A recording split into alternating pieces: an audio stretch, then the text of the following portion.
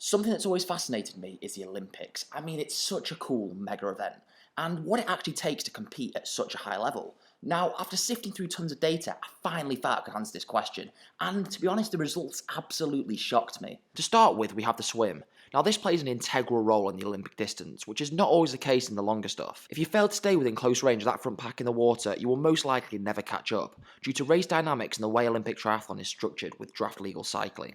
So your swim is of much significance. Now, the paces these guys swim at is pretty spectacular. If we take a look at the Tokyo Olympics, for example, the difference between the fastest and slowest swim was exactly 1 minute, with the average swim pace being 1:12 per 100 metres. If you cannot swim within this range, it really doesn't matter how fast you can bike or run, you're going to be fighting a losing battle for the rest of the day.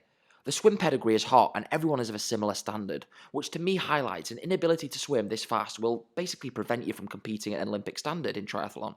Now, onto the bike, and the power these guys push is usually much more surgy than long course Ironman racing, with them putting short, sharp power surges in, for example, accelerating out the bends and pushing hard on certain sections depending on the course.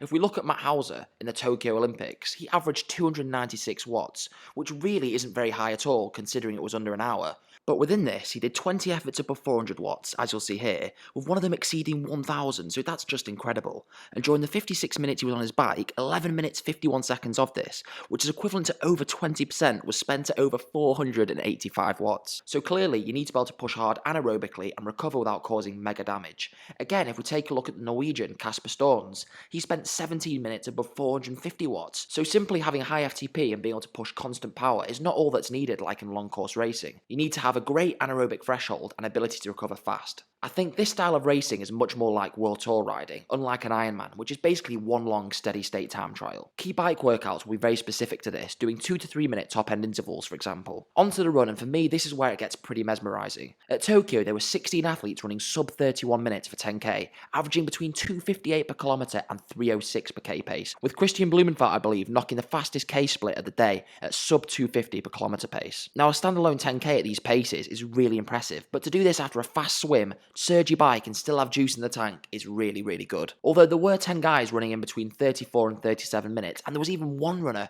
completing the 10k in 41 minutes, which isn't great at all. For me, the biggest factor though is, can you swim fast? As if you can't, simply you're not making the Olympics. Whereas I think you can afford to be slightly slower in the bike section and run, although the top guys clearly compromise in absolutely nothing and arguably have no weaknesses. As always, if you've enjoyed this insight into what it takes to make the Olympics, let me know, leave a comment, like, subscribe to the channel, and I'll see you guys in the next one.